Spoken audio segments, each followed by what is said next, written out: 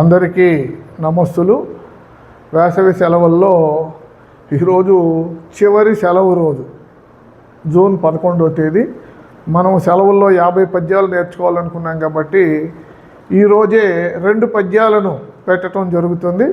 ఆ 2 కూడా నేర్చుకుంటే 50 పద్యాలు పూర్తవుతాయి. ఇది 49వ పద్యం. ష, శనివారం షాలు గుణింతంలోని సీతో మొదలయ్యేటటువంటి పద్యం.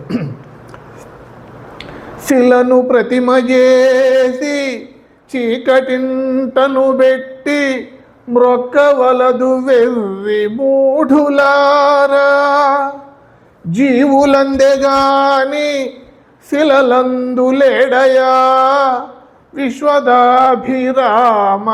వినురవేమా. మరోమారు.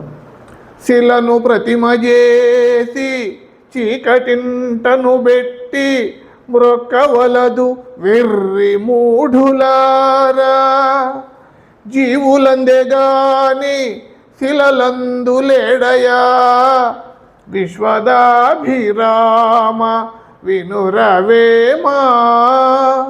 దీని భావం, శిలను అంటే రాతిని ఒక బొమ్మగా చేసి ఒక చీకటింట్లో పెట్టి మొక్కటం కంటే కూడా మొక్కద్దండి, అలా మొక్కేవాళ్ళు వెర్రి మూడులారా అంటున్నాడు వేమన.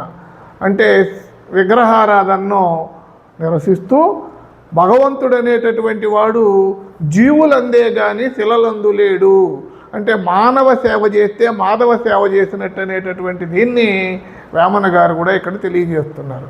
అంటే రాతి బొమ్మలకు మొక్కడం కంటే జీవులకు సేవ చేయటమే నిజమైనటువంటి దైవారాధన. దేవుడు మానవులలోనే ఉన్నాడు, జీవులలోనే ఉన్నాడు అని తెలియజేస్తున్నాడు. ఇప్పుడు నేను చెబుతాను, మీరు అనుసరించండి. శిలను ప్రతిమ చేసి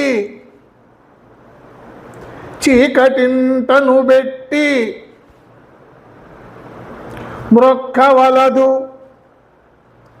వెర్రి మూఢులారా, జీవులందెగాని శిలలందులేడయా,